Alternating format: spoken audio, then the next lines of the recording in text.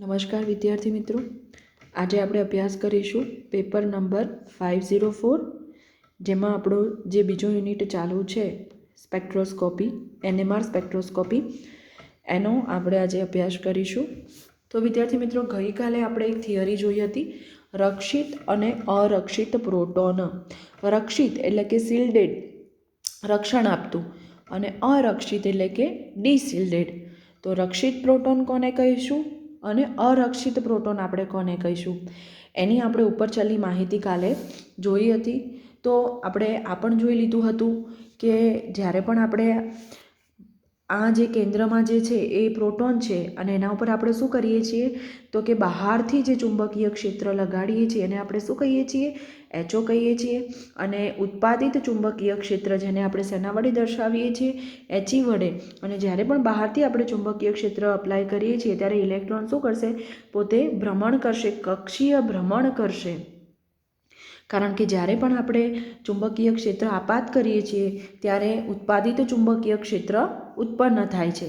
ત્યારબાદ આપણે જોયું હતું, આલેખ જોયો હતો TMSનો, અપફિલ્ડ અને ડાઉનફિલ્ડવાળો.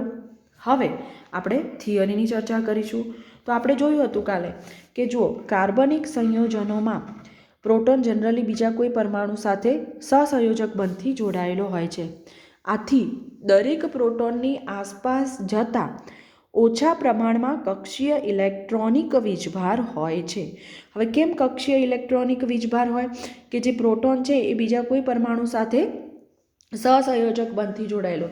હવે જ્યારે તે પોતે સહસંયોજક બંધથી જોડાયેલો હોય એટલે પ્રોટોનની આસપાસ જતા અથવા તો ઓછા પ્રમાણમાં એ લોકો જોડે કક્ષીય ઇલેક્ટ્રોનિક વીજભાર જોવા મળે છે.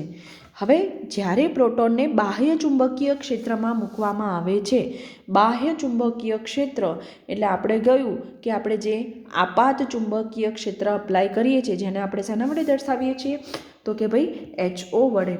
તો કે ભાઈ જ્યારે પ્રોટોનની આસપાસ HOને કાટખૂણે સમતલમાં આ ઇલેક્ટ્રોનીય વીજભાર પરિભ્રમણ કરે છે. સૈદ્ધાંતિક રીતે ઇલેક્ટ્રોનીય વીજભારના ભ્રમણથી ચુંબકીય ક્ષેત્ર ઉત્પન્ન થાય છે. હવે જો વિદ્યાર્થી મિત્રો કે જ્યારે પણ આપણે બહારથી ચુંબકીય ક્ષેત્ર લગાડીએ છીએ HO, હવે જ્યારે બાહ્ય ચુંબકીય ક્ષેત્ર લગાડવામાં આવે ત્યારે ઇલેક્ટ્રોનના વીજભારના ભ્રમણથી એક બીજું ચુંબકીય ક્ષેત્ર ઉત્પન્ન થાય છે જેને આપણે કહીએ છીએ ઉત્પાદિત ચુંબકીય ક્ષેત્ર, જેને આપણે શેના વડે દર્શાવવામાં આવે છે, HE વડે દર્શાવવામાં આવે છે. હવે જુઓ કે સૈદ્ધાંતિક રીતે ઇલેક્ટ્રોનીય વીજભારના ભ્રમણથી ચુંબકીય ક્ષેત્ર ઉત્પન્ન થાય છે. અને આકૃતિમાં દર્શાવ્યા અનુસાર ઉત્પાદિત ચુંબકીય ક્ષેત્ર HEની બળરેખાઓ પ્રોટોન નજીક નીચે તરફ એટલે કે HO કરતાં વિરુદ્ધ દિશામાં હોય છે. હવે અહીંયા આપણને શું કીધું છે કે જે HEની બળરેખાઓ છે એ પ્રોટોનના નજીક પણ નીચે તરફ HO કરતાં વિરુદ્ધ દિશામાં હોય છે. તો સપોઝ જો HEની બળરેખાઓ આ બાજુ હશે તો HOની બળરેખાઓ એની વિરુદ્ધ દિશામાં હશે. સપોઝ આ HE અને આ H0. હવે આપણને શું કીધું છે કે પરિણામે પ્રોટોન ઉપર HOની અસર ઉત્પાદિત HEના વિરોધથી ઘટે છે. કારણ કે શું કરશે, આ બંને વિરોધમાં છે એટલે આનું પ્રેશર વધારે હશે તો આનો વિરોધ ઘટે છે. અર્થાત પ્રોટોનની આસપાસ કક્ષીયકીય ઇલેક્ટ્રોનીય વીજભાર વધુ હોય તો HE વધુ ઉત્પન્ન થાય છે. હવે તમને શું કીધું છે કે જેટલો કક્ષકીય વીજભાર વધુ એટલું HE વધુ. હવે જેટલું HE વધુ એટલું HOનું પ્રમાણ ઓછું. તો જુઓ, બળરેખાઓ HO કરતાં વિરુદ્ધ દિશામાં હોય છે. પરિણામે પ્રોટોન ઉપર HOની અસર ઉત્પાદિત HEના વિરોધથી ઘટે છે. અને આથી પ્રોટોનની આસપાસ કક્ષકીય ઇલેક્ટ્રોન વીજભાર વધુ હોય તો ઉત્પાદિત HE વધુ ઉત્પન્ન થાય છે. અને જેટલું HE વધુ ઉત્પન્ન થાય એટલો તમારો જે પ્રોટોન છે કેવો બનશે, રક્ષિત એટલે કે શિલ્ડેડ બને છે. અને તેનો સિગ્નલ NMR વર્ણપટમાં આપણને અપફિલ્ડમાં, હવે જુઓ જે રક્ષિત પ્રોટોન છે એનો NMR વર્ણપટ આપણને કયા ફિલ્ડમાં જોવા મળશે તો કે ભાઈ અપફિલ્ડમાં જોવા મળે છે. હવે અપફિલ્ડમાં જોવા મળે તો એ સમયે અપફિલ્ડમાં ડેલ્ટાની કિંમત કેટલી હશે? તો કે ભાઈ ઓછી. આપણે જોયું કે અપફિલ્ડમાં ડેલ્ટાની કિંમત 0થી ચાલુ થાય અને જ્યારે ડાઉનફિલ્ડમાં ડેલ્ટાની કિંમત 10થી ચાલુ થાય. તો જો આપણને અપફિલ્ડમાં સિગ્નલ મળતું હોય તો આપણી જે ઓછી ડેલ્ટા કિંમતે ઉદ્ભવે છે. હવે જુઓ, આપણે રક્ષિત પ્રોટોન કોને કહીશું? આપણે સાદી ભાષામાં કહેવું હોય તો કે ભાઈ ઇલેક્ટ્રોનના વીજભારથી જે HE એટલે કે ઉત્પાદિત ચુંબકીય ક્ષેત્ર ઉત્પન્ન થાય છે એ, અને HOની બળરેખાઓ જે છે એ HE કરતાં કેવું હશે? વિરુદ્ધ દિશામાં હશે. અને જેટલા વધુ HE ઉત્પન્ન થાય એટલો આપણો જે પ્રોટોન છે એ શું બનશે? રક્ષિત બનશે. અને જે રક્ષિત પ્રોટોન છે એ NMR વર્ણપટના અપફિલ્ડમાં આપણને જોવા મળે છે. અને જો રક્ષિત પ્રોટોન આપણને અપફિલ્ડમાં જોવા મળે તો ડેલ્ટાની કિંમત કેટલી હશે? ઓછી હશે. ત્યારબાદ આગળ જોઈએ આપણે, જ્યારે પ્રોટોન વધુ ઋણમય, હવે વધારે પડતો ઋણ એટલે કે નાઇટ્રોજન છે, સલ્ફર છે, ઓક્સિજન વગેરેને લાગુ પાડી શકાય. તો કે ભાઈ જો પ્રોટોન વધુ ઋણમય તત્વ સાથે જોડાયેલો હોય ત્યારે તેનો કક્ષકીય વીજભાર ઘટતા HEનું મૂલ્ય ઘટે છે. હવે જુઓ, અહીંયા તમને શું કીધું છે કે જો પ્રોટોન વધુ ઋણતા ધરાવતો હોય તો એવા કયા તત્વો માટે? તો કે ભાઈ નાઇટ્રોજન છે, સલ્ફર છે અને ઓક્સિજન. તો એ વખતે જો એ તત્વો જોડાયેલા હોય તો એનો કક્ષકીય વીજભાર કેવો બનશે? ઘટે છે. હવે જો કક્ષકીય વીજભાર ઘટે તો HEનું મૂલ્ય ઘટે. હવે જો HEનું મૂલ્ય ઘટે એટલો તમારો પ્રોટોન અરક્ષિત બને. અને જો પ્રોટોન અરક્ષિત હોય તો તેનું સિગ્નલ આપણને શેમાં મળશે? ડાઉનફિલ્ડમાં. એટલે કે ડેલ્ટાની કઈ કિંમતે મળે છે? આપણને ઊંચી કિંમતે જોવા મળે છે. તો વિદ્યાર્થી મિત્રો, તમને ખબર પડી કે રક્ષિત પ્રોટોન કોને કહેવાય અને અરક્ષિત પ્રોટોન કોને કહેવાય. તો જનરલી આપણે શોર્ટમાં સમજવું હોય તો કે ભાઈ રક્ષિત પ્રોટોનમાં જેટલું ઉત્પાદિત HEનું મૂલ્ય વધુ એટલો તમારો પ્રોટોન રક્ષિત, અને અરક્ષિતમાં જેટલું ઉત્પાદિત HEનું મૂલ્ય ઘટે એટલો પ્રોટોન તમારો અરક્ષિત. હવે રક્ષિત પ્રોટોનમાં તમને NMR વર્ણપટ ડાઉનફિલ્ડમાં રક્ષિતમાં તમને અપફિલ્ડમાં જોવા મળશે. જો અપફિલ્ડમાં જોવા મળે તો ડેલ્ટાનું મૂલ્ય ઓછું, અને અરક્ષિત જે છે એ તમને ડાઉનફિલ્ડમાં જોવા મળશે, અને ડાઉનફિલ્ડમાં જોવા મળે તો ડેલ્ટાની કિંમત વધુ તમને જોવા મળે છે. તો આ તમને ખબર હોવી જોઈએ કે રક્ષિત અને અરક્ષિત પ્રોટોન કોને કહેવાય. હવે એમાં જ જોઈએ આપણે આગળ કે આ ઉપરાંત ઘણી વખત પાડોશી સમૂહ અથવા તો પાઈ ઇલેક્ટ્રોનને કારણે, હવે ઘણીવાર કેવું થાય કે પાઈ ઇલેક્ટ્રોનને કારણે આપણે જે ચુંબકીય ક્ષેત્ર લગાડીએ છીએ એટલે કે HO, વિરુદ્ધ પ્રોટીનનું રક્ષણ વધે છે અથવા તો ઘટે છે. તો એ સમયે શું બનશે? કાં તો તમારો પ્રોટોન રક્ષિત બને, કાં તો તમારો પ્રોટોન કેવો બને? અરક્ષિત બને છે. હવે અહીંયા તમને શું કીધું છે કે પાઈ ઇલેક્ટ્રોનના કારણે ચુંબકીય ક્ષેત્રમાં ફેરફાર જોવા મળે છે. અને આ ચુંબકીય ક્ષેત્રમાં જે પ્રમાણે ફેરફાર જોવા મળે તો એ પ્રમાણે પ્રોટોન કાં તો રક્ષિત પણ જોવા મળે ને કાં તો અરક્ષિત પણ જોવા મળે છે. હવે અહીંયા તમને ઉદાહરણ આપ્યું છે કે પાઈ ઇલેક્ટ્રોનના કારણે, તો એમાં તમને કયા કયા હોઈ શકે? તો કે ભાઈ બેન્ઝીન છે, ઇથિલિન છે, આલ્ડીહાઇડ છે વગેરેમાં પાડોશી પાઈ ઇલેક્ટ્રોનની અસરને કારણે પ્રોટોન અરક્ષિત બને છે. અને પ્રોટોન અરક્ષિત બને તો આપણને NMR વર્ણપટ શેમાં જોવા મળે? આપણે આગળ જોયું તો કે ભાઈ ડાઉનફિલ્ડમાં. અને ડાઉનફિલ્ડમાં જોવા મળે તો આપણને ડેલ્ટાની કિંમત કેવી જોવા મળશે? વધારે. જ્યારે એસિટિલિનમાં પ્રોટોન રક્ષિત બનવાથી તેનો પટ આપણને અપફિલ્ડમાં જોવા મળે છે. એટલે કે બેન્ઝીન, ઇથિલિન અને આલ્ડીહાઇડ વગેરેમાં આપણને પ્રોટોન અરક્ષિત જોવા મળે છે, જ્યારે એસિટિલિનમાં પાઈ ઇલેક્ટ્રોનના કારણે પ્રોટોન આપણને રક્ષિત જોવા મળે છે. તો વિદ્યાર્થી મિત્રો, આ થઈ તમારી ઇમ્પોર્ટન્ટ થિયરી કે રક્ષિત અને અરક્ષિત પ્રોટોન આપણે કોને કહીશું, એટલે કે શિલ્ડેડ અને ડિશિલ્ડેડ પ્રોટોનની માહિતી આપો. તો તમારે એની અંદર આટલી થિયરી લખવાની રહેશે. હવે બીજી મોસ્ટ જે એક્ઝામમાં પૂછાય જ છે એ છે કેમિકલ શિફ્ટ, અથવા તો આપણે એને સાદી ભાષામાં કહેવું હોય તો શું કહી શકાય? કેમિકલ એટલે કે રાસાયણિક, અને શિફ્ટ એટલે કે સ્થાનાંતર. હવે આ જે કેમિકલ શિફ્ટની જે થિયરી છે એ પણ એક્ઝામમાં પૂછાય છે. તો આપણે જોઈએ કેમિકલ શિફ્ટ. તો સૌપ્રથમ તો રાસાયણિક સ્થાનાંતર કોને કહીશું? તો પહેલાં તો આપણે એની વ્યાખ્યા જોઈશું. તો કે ભાઈ આપેલા કાર્બનિક સંયોજનમાં જુદી જુદી ગુણવત્તાવાળા પ્રોટોન હોવાથી તેઓના NMR સિગ્નલ આપણને જુદા જુદા સ્થાને ઉદ્ભવે છે.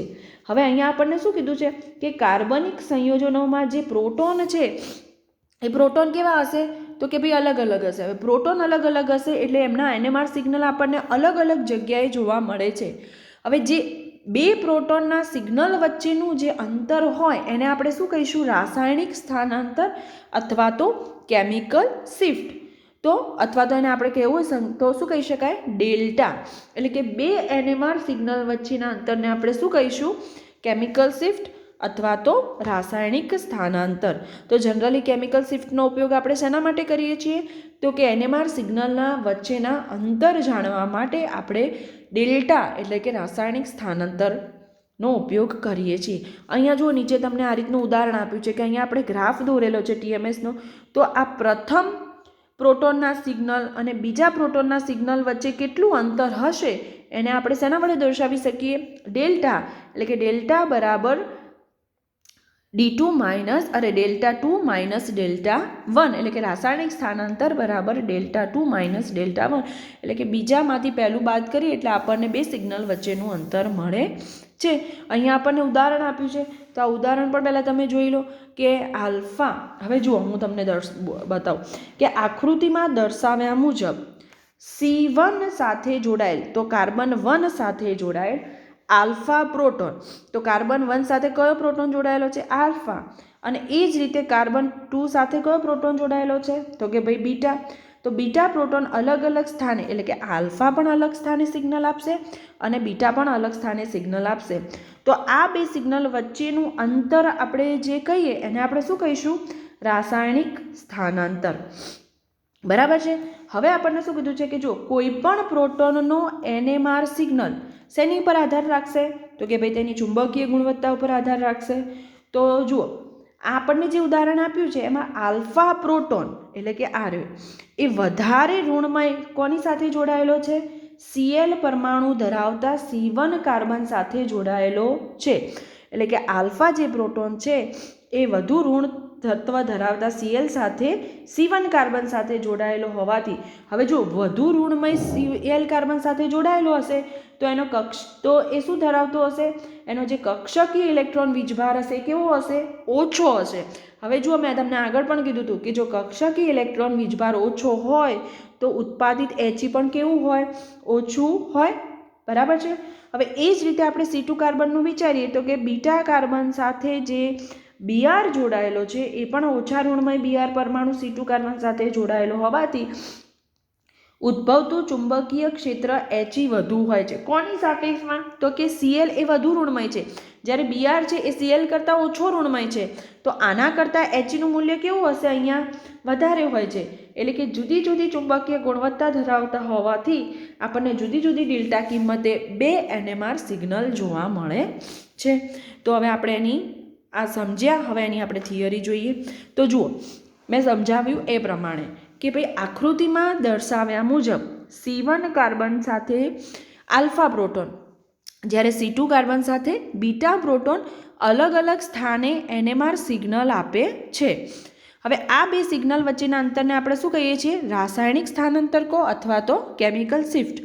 હવે સૈદ્ધાંતિક રીતે કોઈપણ પ્રોટોનનો NMR સિગ્નલ તેમની ચુંબકીય ગુણવત્તા ઉપર આધાર રાખે છે. હવે જુઓ ઉપરના ઉદાહરણમાં આલ્ફા પ્રોટોન વધારે પડતા ઋણમય Cl પરમાણુ ધરાવતા C1 કાર્બન સાથે જોડાયેલો હોવાથી જો વધારે ઋણમય Br આપણે એક લીધો હતો અને એક Cl તો Br કરતાં Cl વધુ ઋણમય છે માટે એ C1 કાર્બન સાથે જોડાયેલો હોવાથી એનો જે કક્ષકીય ઇલેક્ટ્રોન વીજભાર હશે કેવો હશે? ઓછો હશે. અને કક્ષકીય ઇલેક્ટ્રોન વીજભાર ઓછો હોય તો He પણ કેવું હોય? ઓછું જોવા મળે છે. હવે એ જ પ્રમાણે બીટા કાર્બન સાથે કયો પરમાણુ જોડાયેલો છે? તો કે ભાઈ Br. પણ એ પણ ઋણમય છે પણ કેવો ઋણમય છે? Cl કરતાં ઓછો. માટે C2 કાર્બન સાથે ઉદ્ભવતું ચુંબકીય ક્ષેત્ર He વધુ હોય છે. હવે જુઓ તેથી આ બંને પ્રોટોન જુદી જુદી ચુંબકીય ગુણવત્તા ધરાવતા હોવાથી જુદી જુદી ડેલ્ટા કિંમતે આપણને NMR સિગ્નલ આપે છે. હવે જુઓ આ ચુંબકીય ગુણવત્તાનો તફાવત પ્રોટોનની આસપાસના કક્ષકીય ઇલેક્ટ્રોનીય વીજભારના તફાવત ઉપર આધારિત છે. સાચી વાત છે. કારણ કે આ જે ઉત્પાદિત ચુંબકીય ક્ષેત્ર કોના લીધે ઉત્પન્ન થાય છે? તો કે ભાઈ કક્ષકીય ઇલેક્ટ્રોનના વીજભારના લીધે. માટે જે ચુંબકીય ગુણવત્તાનો જે તફાવત હશે એ મેઇન કોના ઉપર આધાર રાખશે તો કે ભાઈ ઇલેક્ટ્રોનીય વીજભારના તફાવત ઉપર. કક્ષકીય ઇલેક્ટ્રોન વીજભારનો તફાવત રાસાયણિક ગુણવત્તાના તફાવત ઉપર આધારિત છે. આમ રાસાયણિક સ્થાનાંતર એ ચુંબકીય ગુણવત્તાનો તફાવત દર્શાવે છે. એટલે કે જે પ્રોટોન રાસાયણિક દ્રષ્ટિએ સમાન હોય તે પ્રોટોન એક જ NMR સિગ્નલ આપે છે. એટલે કે રાસાયણિક સ્થાનાંતર ડેલ્ટા બરાબર શું થશે અહીંયા 0. હવે જુઓ આપણે આગળ પણ જોયું હતું કે જે પ્રોટોન રાસાયણિક દ્રષ્ટિએ સમાન હશે એ એક જ સ્થાને સિગ્નલ આપે છે અને જો એક જ સ્થાને સિગ્નલ આપતું હોય તો એનું રાસાયણિક સ્થાનાંતરનું મૂલ્ય શું થશે 0 થાય છે. હવે અહીંયા તમને એવું કીધું છે કે કોઈ પણ બે NMR સિગ્નલ વચ્ચેનું અંતર જેને આપણે શું કહીએ છીએ રાસાયણિક સ્થાનાંતર કહીએ છીએ. તેથી તે આપેલા NMR સિગ્નલને TMSના સિગ્નલ સાથે સરખાવવામાં આવે તો આ તફાવત પણ રાસાયણિક સ્થાનાંતર ગણી શકાય. તો જો અહીંયા તમને આપ્યું છે કે રાસાયણિક સ્થાનાંતર બરાબર ડેલ્ટા માઇનસ ડેલ્ટા કોની સાપેક્ષમાં આપણે ગણવાનો છે તો કે ભાઈ TMSના સાપેક્ષમાં ટેટ્રા મિથાઇલ સેલેન્સના સાપેક્ષમાં આપણે ગણવાનો હોય તો આપણે ડેલ્ટા કેટલો લઈ શકીએ 0. તો કે ભાઈ ડેલ્ટા માઇનસ 0 બરાબર પણ આપણને અહીંયા શું મળશે ડેલ્ટા. બરાબર છે. હવે આપણને આગળ એવું કીધું છે કે NMR સિગ્નલનું ડેલ્ટા ppm પાર્ટ્સ પર મિલિયનથી દર્શાવવામાં આવે ત્યારે આડકતરી રીતે આ કિંમત TMSના સિગ્નલના સંદર્ભમાં આપણે રાસાયણિક સ્થાનાંતર જ ગણાય. તેથી NMR વર્ણપટમાં TMSના પ્રોટોનના સિગ્નલના સાપેક્ષે આપેલા પ્રોટોનના સિગ્નલ વચ્ચેના અંતરને આપણે શું કહી શકીએ છીએ રાસાયણિક સ્થાનાંતર ડેલ્ટા કહેવામાં આવે છે. હવે મારે એનું સૂત્ર લખવું હોય તો આપણે શું લખી શકીએ કે ડેલ્ટા બરાબર TMSના સિગ્નલની સાપેક્ષે અજાણ્યા પ્રોટોનના સિગ્નલનું સ્થાન હર્ટ્સમાં ભાગ્યા આપાત રેડિયો તરંગની આવૃત્તિ એ પણ હર્ટ્સમાં ગુણ્યા 10⁶. આપણે આગળ જોયું.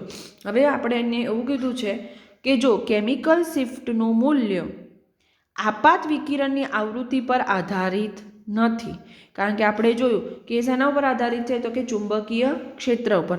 તો જે કેમિકલ શિફ્ટનું જે મૂલ્ય છે આપાત વિકિરણની આવૃત્તિ પર આધારિત નથી. એટલે કે આપાત વિકિરણની આવૃત્તિ બદલાય તો અજાણ્યા સિગ્નલનું સ્થાન TMSના સંદર્ભમાં HZમાં બદલાય છે પરંતુ ડેલ્ટાનું મૂલ્ય બદલાશે નહીં. કેમ નહીં બદલાય કે એ વિકિરણની આવૃત્તિ પર આધાર રાખતું નથી. હવે જુઓ TMSના પ્રોટોન ખૂબ રક્ષિત હોવાથી હવે જે રક્ષિત પ્રોટોન હશે એ આપણને શેમાં જોવા મળશે અપફિલ્ડમાં જોવા મળશે. જ્યારે મોટાભાગના કાર્બનિક સંયોજનના પ્રોટોન તેની સાપેક્ષે રક્ષિત હોવાથી તેઓના સિગ્નલ આપણને ડાઉનફિલ્ડમાં જોવા મળે છે.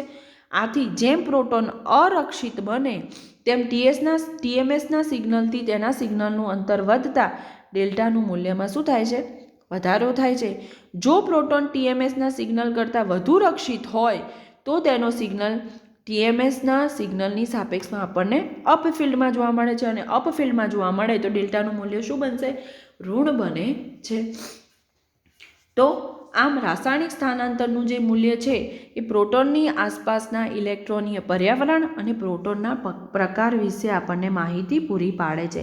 એટલે કે શેના પર આધારિત છે તો કે ભાઈ ઇલેક્ટ્રોનીય પર્યાવરણ અને પ્રોટોનના પ્રકાર ઉપર. તો વિદ્યાર્થી મિત્રો આ થઈ તમારી કેમિકલ શિફ્ટની થિયરી. તો આજે આપણે બે થિયરી જોઈ રક્ષિત અને અરક્ષિત પ્રોટોન કોને કહીશું અને રાસાયણિક સ્થાનાંતર એટલે શું. આ બંને થિયરી વિદ્યાર્થી મિત્રો ખૂબ જ ઇમ્પોર્ટન્ટ છે અને એક્ઝામમાં પૂછાય છે તો તમારે તૈયાર કરી લેવી. હવે નેક્સ્ટ થિયરી આપણે જે રાસાયણિક સ્થાનાંતરને અસર કરતા પરિબળોની ચર્ચા કરવાની છે એ આપણે હવે નેક્સ્ટ લેક્ચરમાં ચર્ચા કરીશું. Thank you.